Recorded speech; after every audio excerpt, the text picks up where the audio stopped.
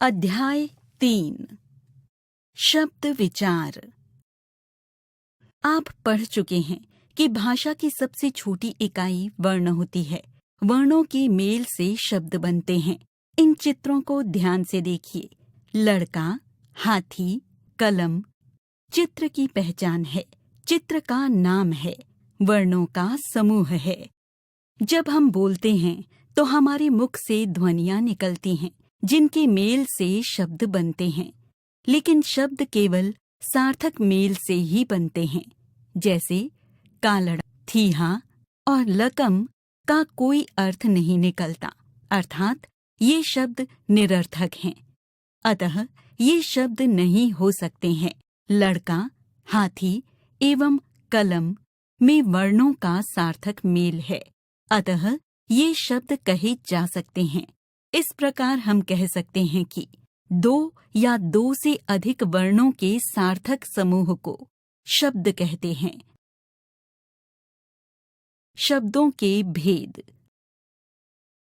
भाषा में शब्द कहाँ से आए, इनके क्या अर्थ हैं, इनकी रचना कैसे हुई, इसी आधार पर शब्दों को 4 भागों में बांटा गया है। पहला, उत्पत्ति के आधार पर। उत्पत्ति का अर्थ है उत्पन्न होना, अर्थात शब्द कहाँ से आया। इसी आधार पर शब्दों को 5 वर्गों में बांटा गया है।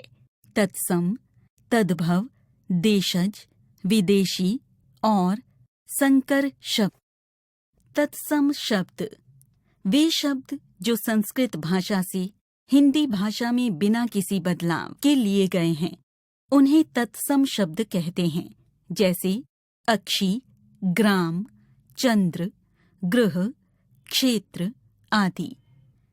तद्भव शब्द वे शब्द जो संस्कृत भाषा से हिंदी भाषा में कुछ परिवर्तन के साथ लिए गए हैं, उन्हें तद्भव शब्द कहते हैं।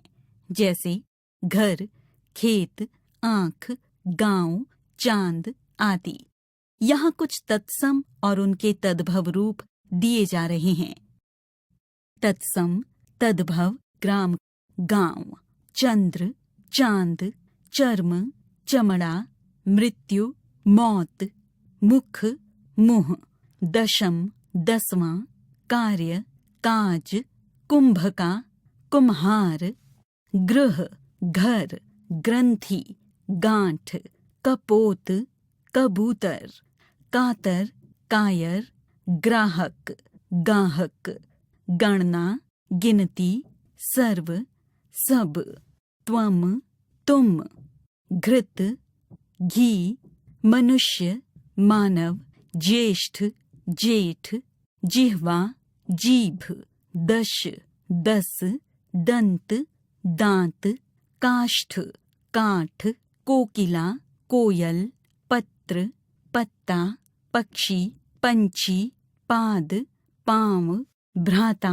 भाई, भिक्षा, भीख, क्षीर, खीर, मित्र, मीत, मस्तक, माथा, मयूर, मोर, छिद्र, छेद, दीपक, दिया, दंड, डंडा, दुर्बल, दुबला, दुग्ध, दूध, नृत्य, नाच, निद्रा, नींद, पंच, 5, कर्म, काम, पृष्ठ, पीठ, भ्रमर, भौरा, क्षण, छन, भगिनी, बहिन, महिषी, भैंस, छत्र, छाता, रात्रि, रात, मक्षिका, मक्खी, यमुना, जमुना, दधी, दही, कूप, कुआं, नव, नया, नौ, काक, कौआ, कृपा, कृपया, बाहु, बाह,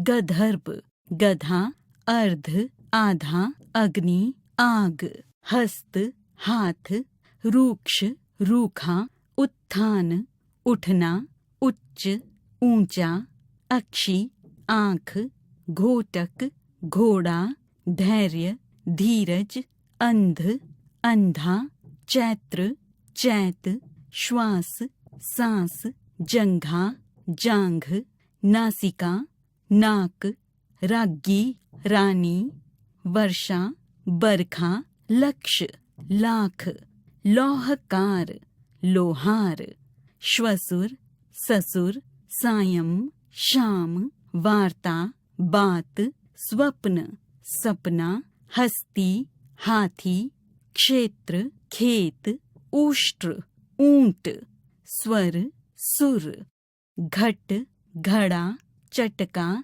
चिड़िया, वृद्ध, बूढ़ा, शिक्षा, सीख, विवाह, ब्याह, शुष्क, सूखा, सूर्य, सूरज, सौभाग्य, सुहाग, पुत्र, पूत, प्रिय, प्यारा, उज्ज्वल, उजाला, सप्त, सात, लज्जा, लाज, एकत्र, इकट्ठा, कर्ण, कान, शिर, सिरा, शाक, साग, वधू, बहु, सूत्र, सूत, आश्चर्य, अचरज, पिपासा, प्यासा, सर्प, सांप, हास, हंसी।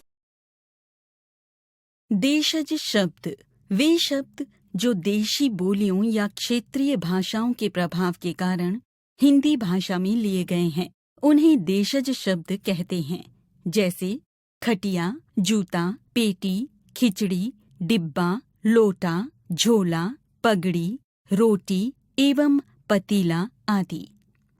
विदेशी शब्द जो शब्द विदेशी भाषाओं से हिंदी भाषा में लिए गए हैं, वे विदेशज या विदेशी शब्द कहलाते हैं। जैसे पेन, पेंट, स्कूल, कैंची आदि। हिंदी भाषा में निम्नलिखित भाषाओं के शब्द प्रयोग में लाए जाते हैं: अरबी, हवा, रिश्वत, तबीयत, तारीख, किताब, कुर्सी, जुलूस आदि। फारसी, फौज, जमीन, दरवाजा, उम्मीद, गुब्बारा, गुलाब आदि। तुर्की, बेगम, कुली, चाकू, कुर्ता, कैंची, बंदूक आदि। अंग्रेजी, machine, rubber, cinema, engineer, commission, guard आदि। पुर्तगाली, अलमारी, कनस्तर, कमरा, गोदाम, तौलिया, साबुन आदि। फ्रांसीसी, बिगुल, इंजीनियर, कार्टून, कर्फ्यू, पुलिस आदि। संकर शब्द हिंदी के जो शब्द दो अलग अलग भाषाओं के शब्दों के योग से बने हैं, उन्हें संकर शब्द कहा जाता है। जैसे रेलगाड़ी, रेल अंग्रेजी, जमा गाड़ी हिंदी। डाक खाना, डाक हिंदी, जमा खाना फारसी। रचना के आधार पर शब्दों की रचना वर्णों के योग से होती है। रचना के आधार पर शब्दों को 3 भागों में बांटा गया है। पहला, रूढ़ शब्द वे शब्द जो परंपरा से किसी विशेष अर्थ के लिए प्रयुक्त होते हैं। इन शब्दों के टुकड़े करने पर इनका कोई अर्थ नहीं निकलता, अर्थात ये शब्द निरर्थक हो जाते हैं। जैसे घर, रहने का स्थान। घ जमा र, कोई अर्थ नहीं। थोड़ा, थो जमा ड़ा, कोई अर्थ नहीं। रोटी, खाने की वस्तु। रो जमा टी, कोई अर्थ नहीं। 2, यौगिक शब्द वे शब्द जो 2 या 2 से अधिक शब्दों के योग से बनते हैं और इनके टुकड़े करने पर सार्थक होते हैं, उन्हें यौगिक शब्द कहते हैं। जैसे सुपुत्री, सु अच्छी, जमा पुत्री, बेटी। हिमालय, हिम बर्फ, जमा आलय घर। तीसरा, योग रूढ़ शब्द ऐसे शब्द जो योग से बने हों परंतु रूढ़ हो गए हों, अर्थात सामान्य अर्थ का बोध न कराकर विशेष अर्थ का बोध कराएं, वे योग रूढ़ शब्द कहलाते हैं।